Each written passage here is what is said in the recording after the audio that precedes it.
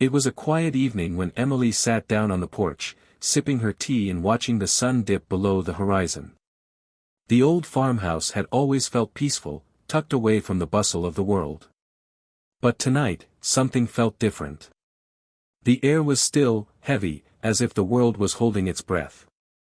As she sat, Emily's eyes drifted to the wooden chair beside her, an old rocking chair that her grandmother had once loved. It was empty now, but Emily swore she could feel the weight of someone sitting there.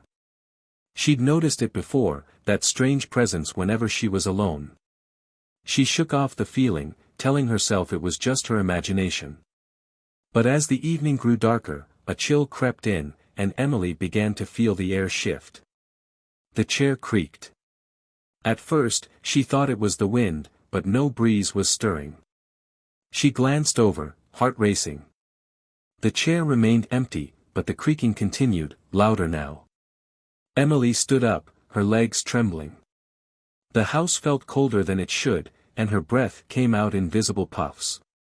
She turned to go inside but froze when she heard a whisper.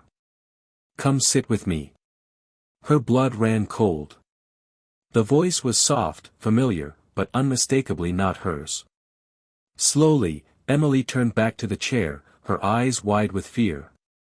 There, in the seat of the rocking chair, was the faintest outline of a figure.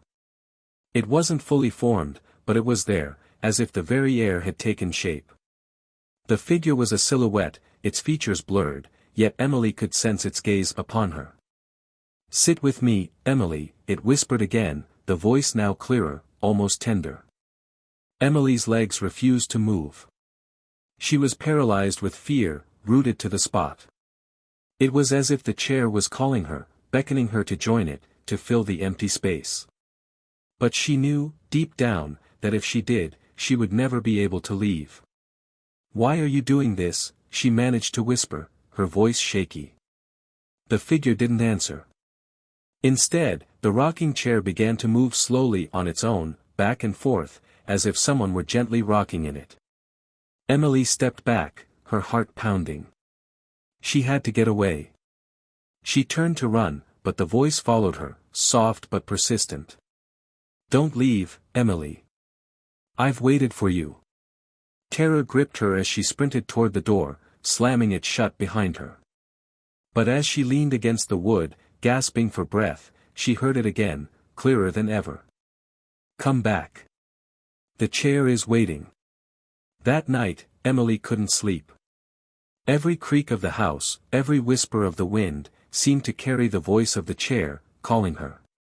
And no matter how far she ran, it would always be there, waiting for her to sit.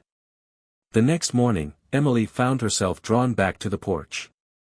Her feet moved on their own, against her will, until she was standing in front of the rocking chair. She couldn't resist the pull. Slowly, she sat down, feeling the weight of the air shift around her. And in that moment, as the chair creaked beneath her, she understood.